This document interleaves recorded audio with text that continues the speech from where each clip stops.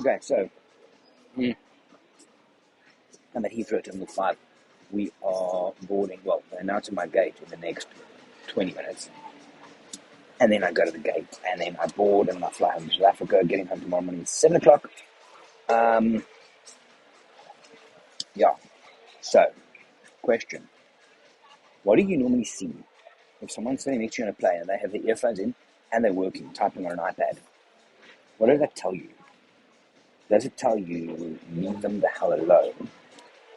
Does it mean, they're working hard? Or does it mean bump them and ask them a question? Because the chap that was sitting next to me on my flight from Reykjavik went for the latter option. So, what happened? I'm sitting working, I'm in the aisle seat. This chap, guy's in the middle, his wife's on the side. They're going to visit, I found out initially, their daughter in Uganda who starts a missionary or something, and they're going to live there for a month and blah, blah, blah. But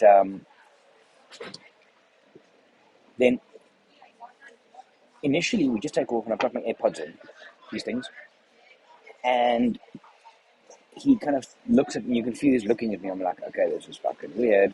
Look back at him and he starts talking. I'm like, I can't hear you. Anyway, so take the one out, he starts talking about, where am I going? And this is like, dude, I don't want to talk to you now. Plane is my space, my little area. It stops at the armrest, stops at that's my space. Anyway, so we have a little bit of a light conversation. I get my iPad, I start working, and I put my earphones in. So I'm typing on my iPad. I have my AirPods in. Obviously busy, obviously not looking for conversation. And I feel him nudge me. So I'm like, first thing I think, because I'm writing a bunch of stuff, and I'm thinking maybe he wants me to move my arm off the armrest. So I move it off and I kind of keep typing. And he bumps me again. So I look at him and he looks at me with these big eyes. Like, okay, number one, a little bit psycho. Number two, I take the AirPod out and he says to me, do you have a gun? Say what? So I think my confusion, I said to him, he asked me, do you have a gun? I'm like, sorry, what? He says, no, because I'm wearing hunting boots. I'm like, no, dude, these are fucking hiking boots from the Arctic. That's why they look a certain way. It's not hunting boots. 5 minutes later, he's telling me about turkey beards and how he's shooting turkeys. And I'm like,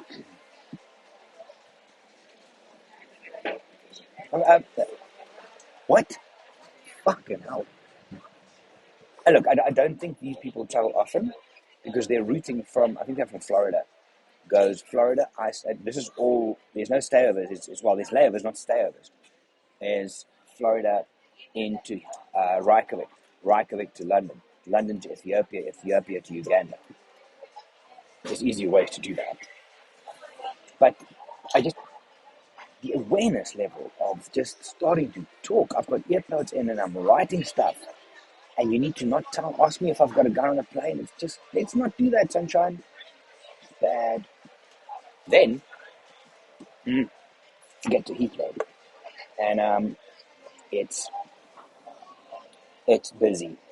It's very, very busy, right? So I say goodbye to Rose and Conrad. They go on their way. And I go to security, and it's a shit show of note. There's just fucking people are losing their shit because, oh my god, their plane's taking off in 5 minutes and they're pulling people out of the queue and that. And it was fascinating. So a little bit ahead of me, like maybe 10 people ahead of me in the queue because they make this exact pattern.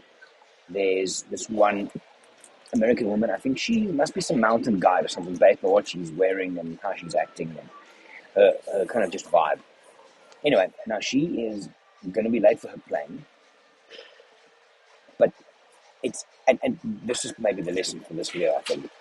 Negativity looks for other negativities. Now, she wants to bitch and moan, so you can see she's just looking at people, and she's like talking loud enough to hear, like, I can't believe this. This is unacceptable. And she's just da-da-da-da-da. And the moment anybody makes eye contact with her, she's like looking for the feedback. Misery loves company. Negativity is a group thing. And then she found one lady, and they have this full bitch fest about, the securities are bad, and da-da-da-da. It's an airport. It's busy. What do you want? Anyway, so then we now carry on. And then they're basically like cattle they release like 20 of us at a time to go through.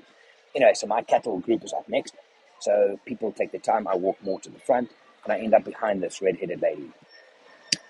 Now she's wanting negativity from me.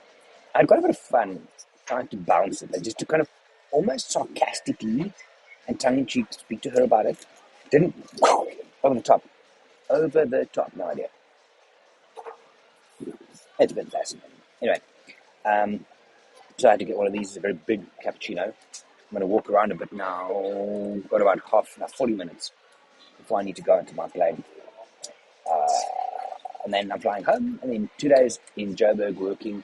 I'll be doing a shit ton of work on my website and stuff. Hoping by the end of the week to have the new changes live. Otherwise, early the week after. I've got about 3.5 weeks in Joburg before heading to Uganda for a private guided trip with a great group of people, and then on to tomorrow. But Iceland has been phenomenal. There's something, I don't know if it's where it is, I don't know if it's because of the volcanic aura or because of the lava fields or because of the ice or what it is, but there's a certain clarity in this place. Every year I come here, I find clarity, and it's great. And yeah, more on that later, but it's been a good trip. I need to, and I'll see on the plane, depending on how big the seats are, because quite alive. Coming out here, the seats were about this big. Now, I've got small legs, but this is different. Not small legs, I've got big legs, but they're short. You know what I mean? Anyway, so we'll see. Otherwise, I'm working on my iPad, which is very easy.